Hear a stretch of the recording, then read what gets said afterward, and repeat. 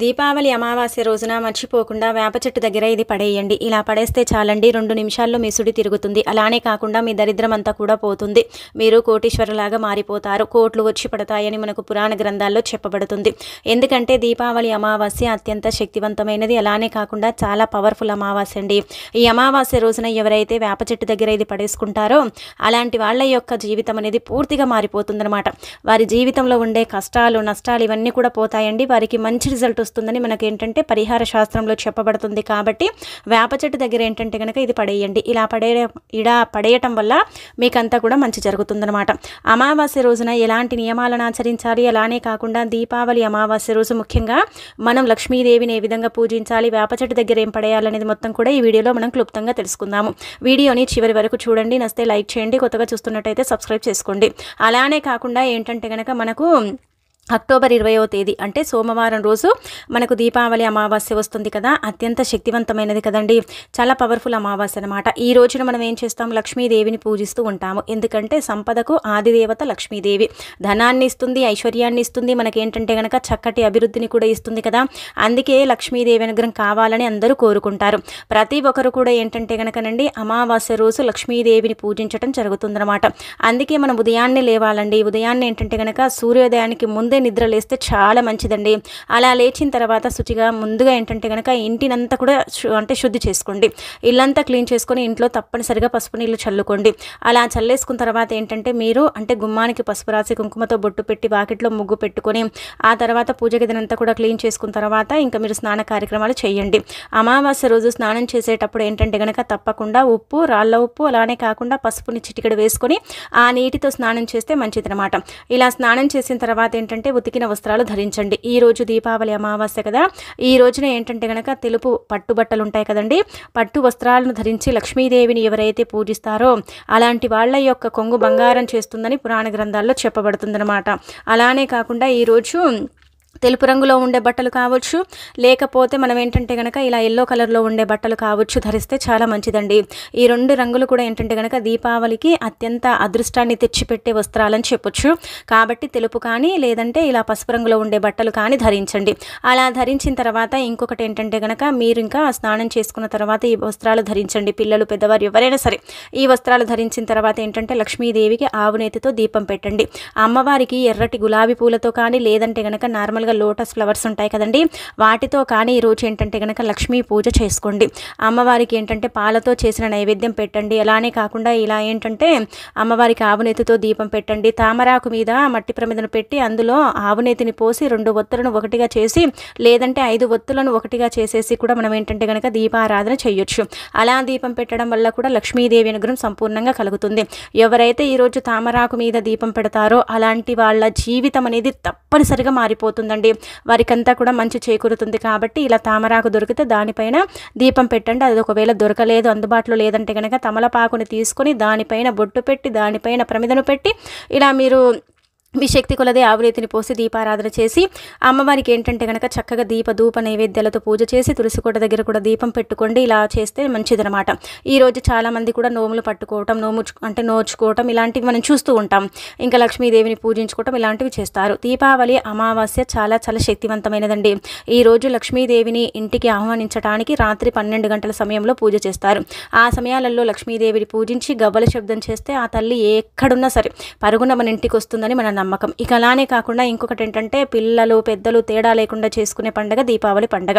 అంటే టపాసులు కాల్చుకుంటూ చక్కగా ఏంటంటే కనుక ఆ కుటుంబంతో కలిసి చేసుకునే పండుగ దీపావళి పండుగ.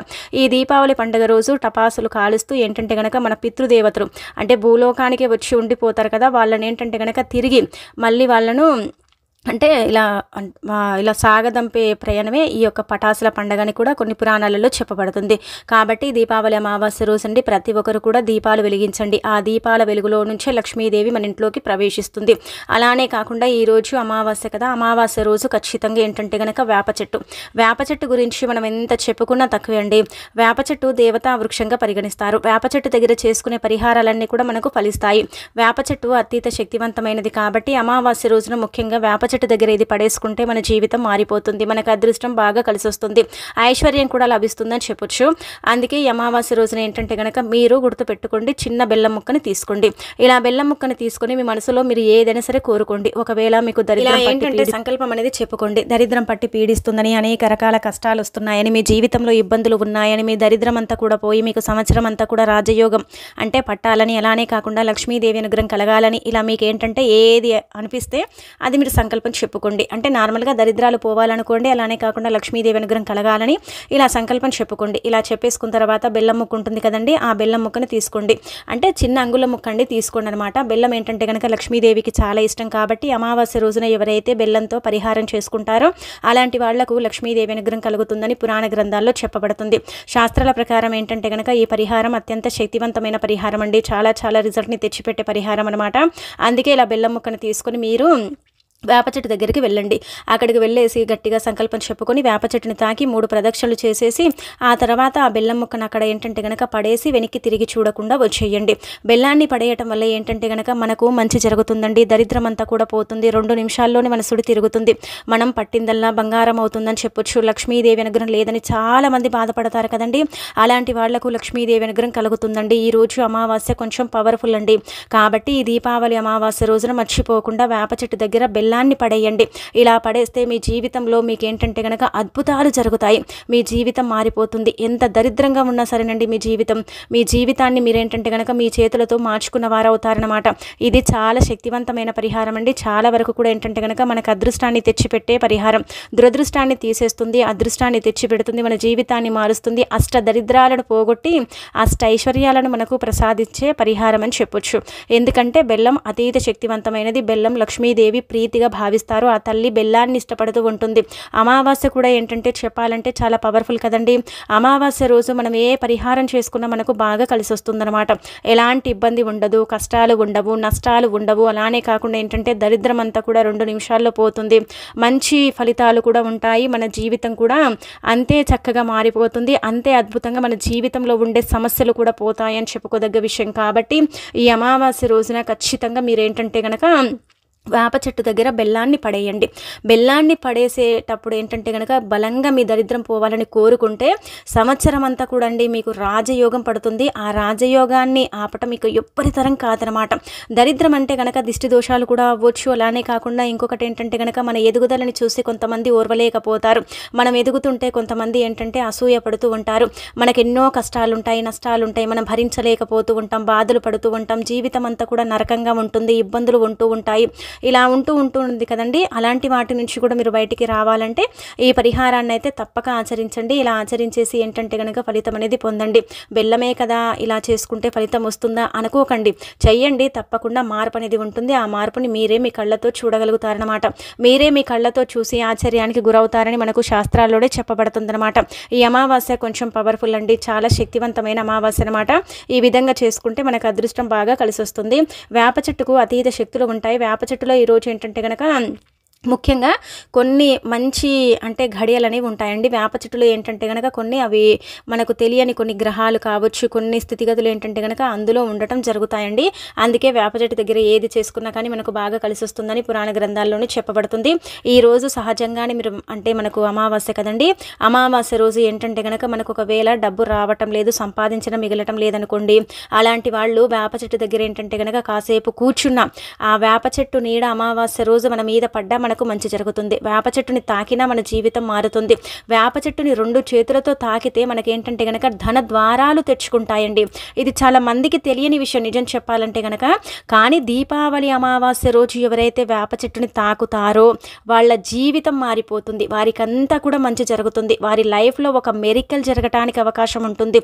ధన ద్వారాలు మూసుకుపోయి ఉంటే అవి తెచ్చుకోవటానికి కూడా ఏంటంటే కనుక ఎక్కువగా అవకాశం ఉంటుందన్నమాట. అన్ని చెట్ల కంటే కూడా, అన్ని వృక్షాల కంటే కూడా అత్యంత బలమైన వృక్షం, అత్యంత శక్తివంతమైన వృక్షం వేప చెట్టు అండి. వేప చెట్టు నీడ కావచ్చు, వేప చెట్టు అంటే మనకు తెలిసి దాని గాలి కావచ్చు, మానవుడికి ఒక అమృతం అని చెప్పొచ్చండి. కాబట్టి ఏంటంటే కనుక వేప చెట్టు అతీత శక్తివంతమైనది. కాబట్టి ఈ దీపావళి అమావాస్య రోజున మర్చిపోకుండా ఈ చిన్న పరిహారం చేసుకొని జనఘోష, నరఘోష, దిష్టి దోషాలు, దరిద్రాలు, అలానే కాకుండా మీ జీవితంలో ఉండే దురదృష్టం ఇదంతా కూడా పోగొట్టుకోండి. మీకు ఏంటంటే కనుక చక్కగా మీరు మీ జీవితాన్ని మార్చుకోండి, మీకు అనుకూలంగా మీ లైఫ్ని మీరేంటంటే కనుక చక్కగా మలుచుకోండి. అలానే కాకుండా లక్ష్మీదేవి అనుగ్రహానికి కూడా మీరు పాత్రలు కండి. ఇది చిన్న పరిహారమే, కాకపోతే ఫలితం ఎక్కువగా వస్తుంది కాబట్టి ప్రయత్నించేసి ఖచ్చితంగా ఏంటంటే కనుక ఫలితం అనేది పొందండి. మీ జీవితంలో ఉండే ఇబ్బందులన్నీ కూడా పోగొట్టుకోండి. ఇక ఆ తర్వాత ఇంకొకటి ఏంటంటే కనుక ఈరోజు దీపావళి అమావాస్య కదండి. అంటే మనకు అక్టోబర్ 20వ తేదీ సోమవారం దీపావళి అమావాస్య వచ్చింది కాబట్టి కొన్ని నియమాలను మనం ఆచరించాలి. అలా ఆచరిస్తే మన లైఫ్ అనేది చేంజ్ అయిపోతుందండి. పూర్తిగా మన జీవితం అనేది మారిపోతుంది. మనం ఏం చేస్తామండి అంటే లక్ష్మీదేవిని విపరీతంగా పూజిస్తాం. ఎందుకు పూజిస్తాం? ఆ తల్లి ఏంటంటే కనుక మనకు ధనాన్ని ఇస్తుందని, ఐశ్వర్యాన్ని ఇస్తుందని, మన జీవితాన్ని మారుస్తుందని, మనకంతా కూడా మంచి జరిగేలాగా చేస్తుందని మనం ఏంటంటే లక్ష్మీదేవిని పూజించడం జరుగుతుంది.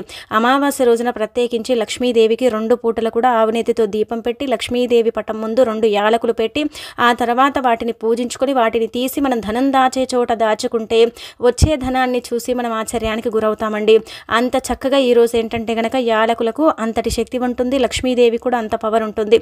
ఈరోజు ఆ తల్లి భూమిపైనే సంచరిస్తూ ఉంటుంది కాబట్టి లక్ష్మీదేవి మనకు అనుగ్రహం ఇవ్వటంతో పాటు ఐశ్వర్యాన్ని కూడా ఇస్తుంది. యాలకులు లక్ష్మీదేవికి ఇష్టంగా చెబుతూ ఉంటాయి కొన్ని పురాణాలు. కాబట్టి యాలకులతో చేసుకునే పరిహారాలు కావచ్చు, అమ్మవారి పటం ముందు పెట్టుకునే యాలకుల అంటే మాల కావచ్చు, ఇవన్నీ కూడా మనకు చాలా పవిత్రంగా మారుతాయండి. అలానే ఇంకొకటి ఏంటంటే కనుక ఈరోజు ఒక రూపాయి బిల్లని తీసుకొని కూడండి లక్ష్మీదేవి పటం ముందు పెట్టండి. పాలతో కడగండి ఆ రూపాయి బిల్లని. రూపాయి అంటేనే లక్ష్మీదేవి రూపం కదా, కాబట్టి రూపాయి బిల్లని పాలతో కడగండి. గుర్తు పెట్టుకోండి. ఈ పరిహారం చేసిన తర్వాత మీరు ఖచ్చితంగా అంటారండి, నిజంగా అండి మాకైతే చాలా చక్కగా ఉపయోగపడిందండి ఈ పరిహారం అని. ఎందుకంటే అంత శక్తినిచ్చే పరిహారం అండి, అంత పవర్ఫుల్ పరిహారం అని చెప్పొచ్చు. అందుకే మీరు ఏం చేయండి అంటే కనుక రూపాయి బిల్లని పాలతో కడిగి పూజ చేసేటప్పుడు లక్ష్మీదేవి పటం ముందు పెట్టండి. ఉదయం పెడితే ఇంకా తెల్లారిన దాకా ఆ రూపాయి బిల్లని కదిలించకండి, తీయకండి. ఎలా పెడతారో అలాగే ఉండనివ్వండి. ఆ రూపాయి ఏంటంటే కనుక లక్ష్మీదేవి రూపంగా మారి అది మనకు ధనాన్ని ఇస్తుంది, ఐశ్వర్యాన్ని ఇస్తుంది. అలానే కాకుండా మనకుండే ఇబ్బందిని అంతా కూడా తొలగిస్తుంది. డబ్బు లేక నరకం చూసే వారికి ఆ నరకం నుంచి బయటపడేస్తుంది అనమాట. ఆ రూపాయి బిల్లే మీ జీవితాన్ని ఏంటంటే కనుక మార్చేసి సంవత్సరం అంతా కూడా రాజయోగాన్ని మీకు అందిస్తుంది. మీకేంటంటే లక్ష్మీ కటాక్షాన్ని ఇస్తుంది అనమాట. అందుకే ఆ రూపాయి బిల్లని పాలతో కడిగి అమ్మవారి పటం ముందు పెట్టి కొంచెం కుంకుమ పసుపున రూపాయి బిల్ల మీద పోసేసి ఆ తర్వాత ఆ రూపాయి బిల్లను లక్ష్మీదేవికి నివేదన చేసి, తల్లి ఈ రూపాయి బిల్ల శక్తివంతంగా మారేలాగా చూడు, ఇదే మాకు ధనాన్ని ప్రసాదించేలాగా చూడు, మాకు ఐశ్వర్యాన్ని కూడా ఇచ్చేలాగా చూడమ్మా అనేసి చెప్పుకొని ఆ రూపాయి బిల్లని ఏంటంటే కనుక అమ్మవారి పటం ముందండి పెట్టండి. అంటే మనం రాత్రి 12ంటికి పూజ చేస్తాం కదా, అప్పుడు కూడా పెట్టుకోవచ్చు, ఉదయం కూడా పెట్టేసి వదిలేయొచ్చు. ఇలా పెట్టుకున్న ఆ రూపాయి బిల్ల శక్తివంతంగా మారి అదేంటంటే కనుక లక్ష్మీదేవి రూపాన్ని తీసుకుని మనకు ఐశ్వర్యాన్ని ఇస్తుంది. అందుకే అలా పూజించిన తర్వాత తెల్లారిన తర్వాత ఆ రూపాయి బిల్లని తీసుకొని మీ దగ్గర పెట్టుకోండి. పర్సులో భద్రపరచుకోండి. లేదంటే కనుక మీరు ఆడవాళ్ళు అయితే హ్యాండ్ బ్యాగ్లో భద్రపరచుకోండి. లేకపోతే మీ బీరువాలో దాచుకోండి. మీరు వ్యాపారం చేసే స్థలాల్లో పెట్టుకోండి. వచ్చే ధనం ఏంటంటే కనుక ఇంకా ఆపటం ఇక ఎవ్వరి తరం కాదనమాట. అంత చక్కగా ధనద్వారాలు తెచ్చుకొని ధనం అనేది రావటం జరుగుతుంది. ధనానికి సంబంధించిన సమస్య అంతా కూడా పోతుంది. ఇది చాలామంది కూడా ఏంటంటే దీపావళి అమావాస్య రోజు రాత్రి 12ంటికి చేసుకుంటారండి ఈ రూపాయి బిళ్ళ పరిహారం. మీరు కూడా ఏంటంటే ఆ సమయాలలో కూడా చేసుకోవచ్చు. ఆ సమయాలలో కూడా చేయటం వల్ల కూడా అమ్మవారి కటాక్షం అనేది ఎప్పుడు కూడా మనకు అందుతూనే ఉంటుంది. ఆ రూపాయి బిళ్ళ మన దగ్గర ఉన్నన్ని నాళ్ళు మనకు డబ్బు వస్తూనే ఉంటుందని మనకు శాస్త్రాల్లో చెప్పబడుతుంది. కాబట్టి ఇది కూడా మీరు ఏంటంటే కనుక మర్చిపోకుండా ప్రయత్నించండి. ప్రయత్నించేసి ఫలితం అనేది పొందండి.